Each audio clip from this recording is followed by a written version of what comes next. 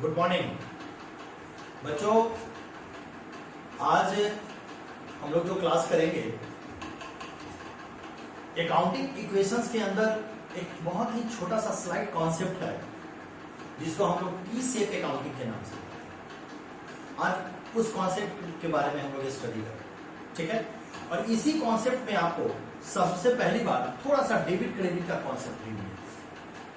बच्चों इससे पहले जो अकाउंटिंग इक्वेशन चैप्टर्स में हम लोगों ने क्वेश्चंस किया और मैंने लगभग एनसीईआरटी के सारे क्वेश्चंस आपको मैंने दे दिए। जिन बच्चों के पास नहीं हो, अकाउंट्स बाय प्रणव झा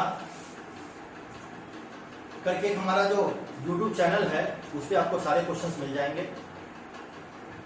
बच्चों सबसे बड़ी बात यह है कि इस पूरे अकाउंटिंग इक्वेशन चैप्टर में इसको 3 पार्ट में बांटा गया है।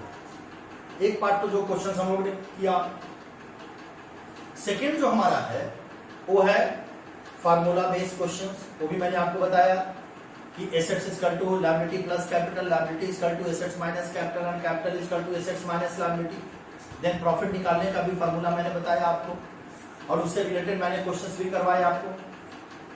तो बच्चों आज हम लोग पढ़ेंगे और कॉन्सेप्ट जानेंगे टी शेप अकाउंटिंग का क्या कॉन्सेप्ट है। एकदम ध्यान से बातों को सुनिएगा और एक एक चीजों पे ध्यान देंगे। चलिए बात करते हैं। सबसे पहले एक बात समझ लीजिए कि टी शेप अकाउंटिंग मैं ये कहना नहीं चाहूंगा कि जैसे बहुत जगह देखते हैं कि लोग जर्नल एंट्री का जब प्रिपरेशन करवाते हैं तो जर्नल एंट्री के प्रिपरेशन में सच पूछे तो जो कॉन्सेप्ट दिया गया हुआ है दोनों कॉन्सेप्ट का यूज होता है। एक कॉन्सेप्ट है ट्रेडिशनल कॉन्सेप्ट और एक है मॉडर्न कॉन्सेप्ट। दोनों कॉन्सेप्ट हमारा जर्नल एंट्री में यूज होता है।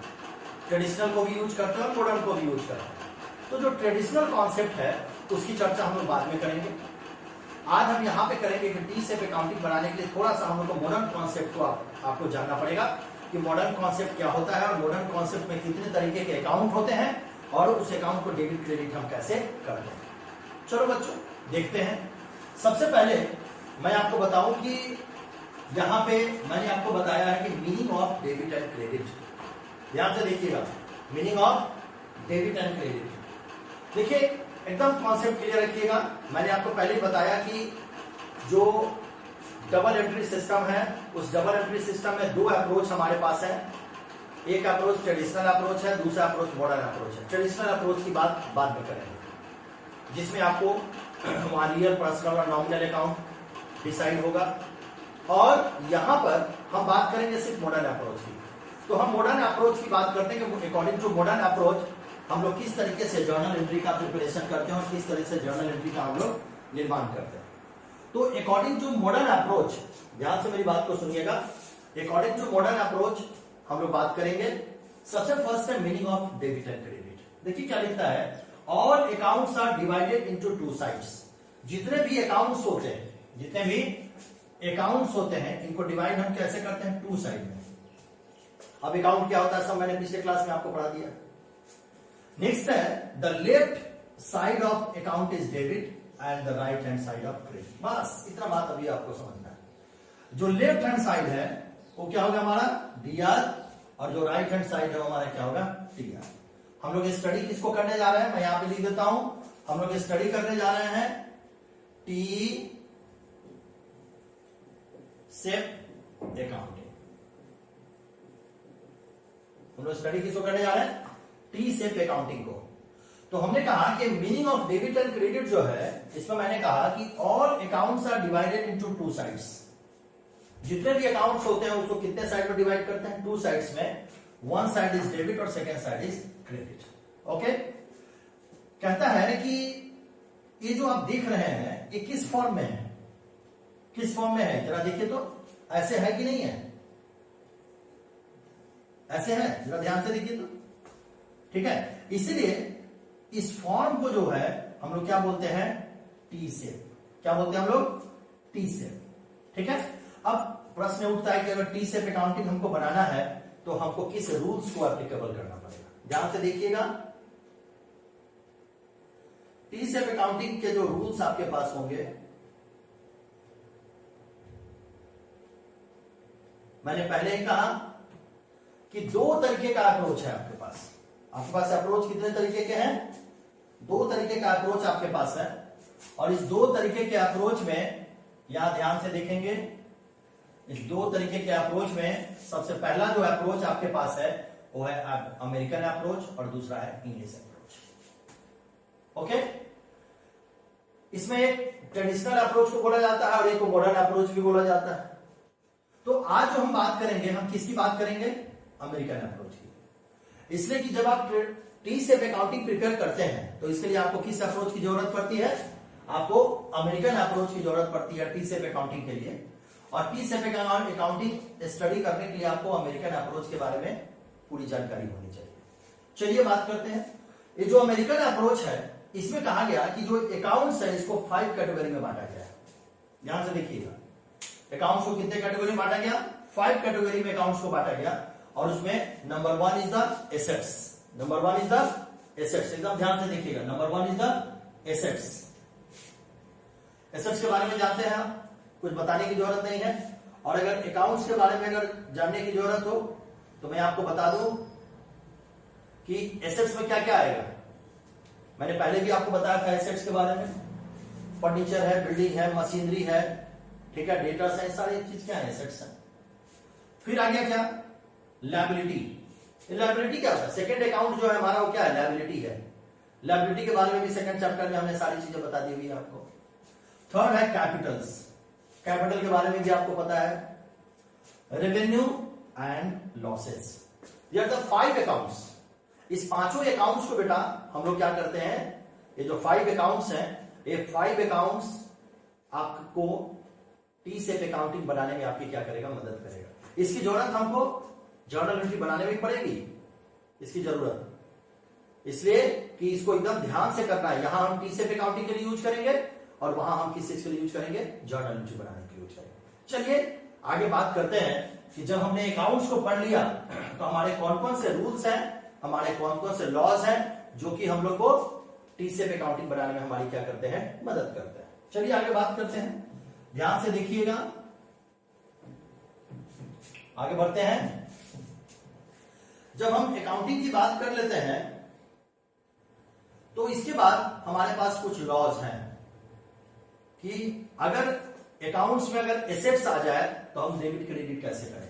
ध्यान से देखिएगा, अगर अकाउंट में आपके पास एसेट्स अगर आ गया तो हम डेबिट क्रेडिट कैसे करेंगे। अकाउंट में अगर एसेट्स आ गया तो बेटा एकदम ध्यान से सुनना, अगर एसेट्स हमारा इंक्रीज करेगा, एसेट्स क्या होगा? इंक्रीज करेगा, तो उसको हम लोग कहां दिखाएंगे? डेबिट साइड पे। टी सेप अकाउंटिंग बनाने के क्या है? लॉज है, रूल्स हैं, जो कि आपको एकदम ध्यान में रखना पड़ेगा। कहने का क्या मतलब कि अगर एसेट्स हमारा क्या है? इंक्रीज कर रहा है, तो इसको हम क्या करेंगे? डेबिट करेंगे।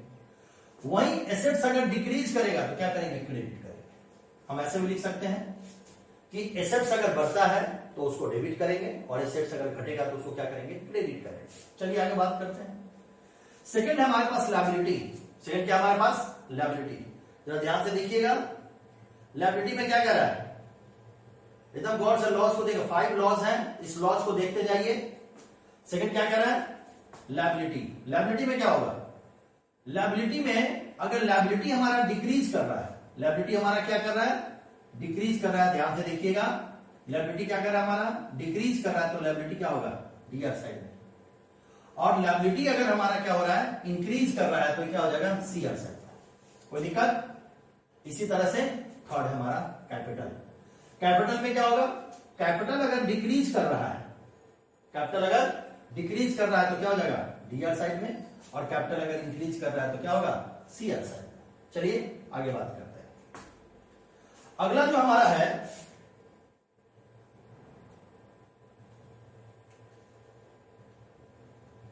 रेवेन्यू। अगला हमारा क्या है? रेवेन्यू। ध्यान से देखिएगा, रेवेन्यू में क्या कह रहा है? एकदम ध्यान से देखते जाइए, बहुत इजी है। रेवेन्यू में क्या कह रहा है कि अगर रेवेन्यू है, अब रेवेन्यू क्या होता है क्या नहीं होता, सारे सेकंड चैप्टर में मैंने आपको बता दिया। रेवेन्यू अगर है तो रेवेन्यू अगर हमारा डिक्रीज कर रहा है तो क्या होगा? डीआर, और रेवेन्यू अगर इंक्रीज कर रहा है तो क्या हो जाएगा? सीआर। इसी तरह से लास्ट हमारा क्या है? लॉस। लॉस अगर क्या हो रहा है? इंक्रीज हो रहा है, लॉस क्या हो रहा है हमारा? इंक्रीज हो रहा है तो क्या हो जाएगा डी आर, और डिक्रीज हो रहा है तो क्या हो जाएगा सी आर। कहने का क्या मतलब, इसको मैं एक छोटे फॉर्म में आपको दिखलाता हूं, बड़े ध्यान से, बड़े ध्यान से एक शॉर्ट फॉर्म में इसको देखिए। A for assets, liability, capital, expense and revenue. Okay, एकदम छोटे फॉर्म में। इंक्रीज को हम समझते हैं प्लस और डिक्रीज को समझते हैं माइनस। अगर बेटा एसेट्स हमारा क्या हुआ, प्लस हुआ डी आर, अगर माइनस हुआ तो सी आर, कोई दिक्कत नहीं है। इसके बाद लायबिलिटी, अगर प्लस हुआ तो सी आर और माइनस हुआ तो डी आर। देखते जाइए। कैपिटल, कैपिटल अगर हमारा इंक्रीज हुआ तो सी आर और डिक्रीज हुआ तो डी आर। एक्सपेंस हमारा अगर इंक्रीज हुआ तो डी आर और डिक्रीज हुआ तो सी आर। रेवेन्यू हमारा इंक्रीज हुआ तो सी आर और डिक्रीज हुआ तो D R. These are the law to make a T set account. Okay, तो ये लॉज हमारे हैं। इस लॉज को पहले आपको समझना होता है बहुत अच्छे तरीके से, और जब आप इस लॉज को समझ जाते हैं तब जाकर के टी सेट अकाउंटिंग आपका बनना शुरू हो जाता है। तो पहले आज इस क्लास में आप लोग लॉज को समझें, और जब लॉज आपके क्लियर हो जाएंगे तो उसके बाद में हम लोग क्या करेंगे, इसके क्वेश्चंस करेंगे। नेक्स्ट वीडियो में हम लोग इसके क्वेश्चन सॉल्व करेंगे, और क्वेश्चन सॉल्व करके मैं आपको बताऊंगा कि टी सेट अकाउंटिंग का प्रिपरेशन कैसे किया जाता है। ओके, आज के लिए थैंक यू।